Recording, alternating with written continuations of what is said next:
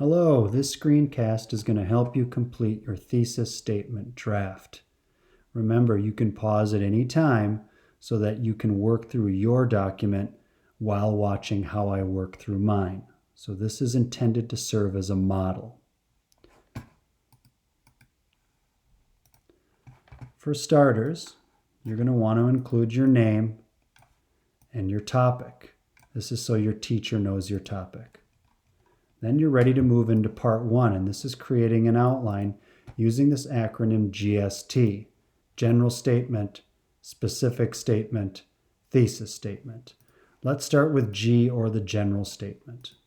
This is the first sentence, takes the form of a general statement, and it includes the ideal, sometimes it defines it, and how it has been pursued over the years without stating the topic. So you don't want to say your topic yet. In this box is where you're going to want to write this using a complete sentence. And here is my example. Let's see if I meet all the criteria.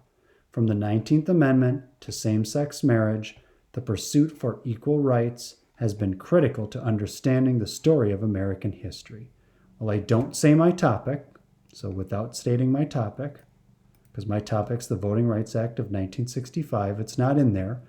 I have shown how it is pursued over the years, from the 19th Amendment to same-sex marriage, so that's like 1920 to the 2015-ish. And I say my ideal, which is rights. Now, I didn't define it, but that's up to you. You can define it if you want, but you will be defining your ideal in the actual thesis statement below. Now I am actually ready to mention the Voting Rights Act of 1965, and that is going to happen in this specific statement, or S. This is the second sentence, and it should include the name of the topic, a definition or description of the topic, when and where it was impactful, and who was involved. And you want to include as many of these as possible in your specific statement. So here's my example. And let's see if I meet all the criteria. The Voting Rights Act of 1964, a piece of legislation promoted by Martin Luther King and signed into law by President Lyndon Johnson, dismantled Jim Crow laws and combated racial discrimination, for it banned poll taxes, literacy tests, and other measures that effectively prevented African Americans from voting. So, do I say my topic? Yes, right here, Voting Rights Act of 1964. Do I give a definition or a description? Yes, I do right here, where I say it combated racial discrimination, it dismantled Jim Crow laws. I go even further to say that it banned poll taxes, literacy tests, and other measures meant to keep African Americans from voting. Do I say when and where it was impactful? Well, when, I say 1964 here. I don't have a where because it was the entire country that was impacted. Some of your topics might be a specific place. And then I say who was involved. I have Martin Luther King. I have President Johnson. I have the group African Americans that were impacted by the law. After I've completed my specific statement, I'm now ready for my next sentence, which is my thesis statement, or T. This is the third sentence. It is an opinion, so it's a claim or an argument, and it explains how the topic demonstrates the pursuit of the ideal. In other words, what impact did your topic have on people trying to access the ideal? Did it expand the benefits of the ideal to more people, or did it limit access to it? Well, in my case, my topic, the Voting Rights Act, expanded access to the ideal. So here's my example, placing a full sentence in the box. And let's see if I meet the criteria. This crowning achievement of the civil rights movement further defines the ideal of rights, for it took America one step closer to a situation where all people's power to participate in public life was protected by law. Now, is it an opinion? Yes, I'm stating an opinion about the Voting Rights Act. saying that it was a crowning achievement and that it actually expanded the ideal of rights. Somebody could argue against me that it didn't. Did I explain how the topic demonstrates the pursuit of the ideal or how it impacted people trying to access the ideal? Yes. Because I say here, for it took America one step closer to a situation where all people's power to participate in public life was protected by law. So I also use the definition of the ideal or of rights in my thesis statement. And I'm also saying how it expanded the benefits. Some of your topics might limit access to an ideal, so you would make that clear in your thesis statement.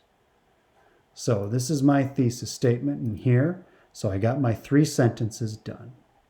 That takes me down to the bottom portion, or the second page, which is part 2, create your own thesis statement in the box below. And I want to start with my name, place my topic,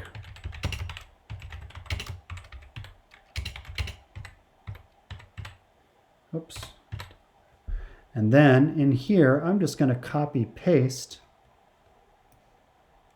my different statements. So I start with my general statement.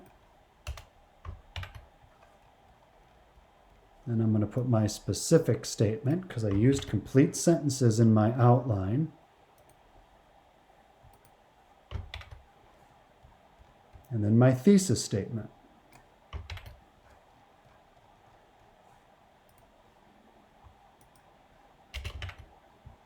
Once I do that, I got to read this. Type thesis in here. So this is where you type it. I just typed mine in or copy pasted it. It must be double spaced and the font must be black. Times New Roman and 12 font. So I'm going to go up here. I'm going to make sure I'm using Times New Roman. I'm going to make sure that it is black. And I'm going to make sure that it is double spaced. Once I do that, I can then erase this. And here I have my thesis statement ready to read. Below, I have the rubric. General statement that describes the pursuit of the ideal. Yes, mine does. Specific statement. Does it have the name? Yes, mine has the name. Did it have a time frame? Yes, it says 1965. Where the topic was most impactful. I missed that. So I could say the United States of America, but I believe I do. So I think, yes, I qualified that. People or groups? Yep. Martin Luther King, President Johnson, African Americans? Yes. Is it an opinion? Yes, mine was an opinion. Did it describe how the topic demonstrates people pursuing the ideal? Yes. It shows how people were trying to gain greater access to the ideal of rights. Did I organize it according to GST? Yes, I did. Did I use complete sentences? Yes, I did. Do the sentences flow? Yes, because I went through and reworked it so everything flows together. Did I use accurate information? Yes, I did. So that would give me a total score of 1, 2, 3, 4, 5, 6, 7, 8, 9, 10, 11, or 11 out of 11. So, this concludes this screencast. Thanks for watching.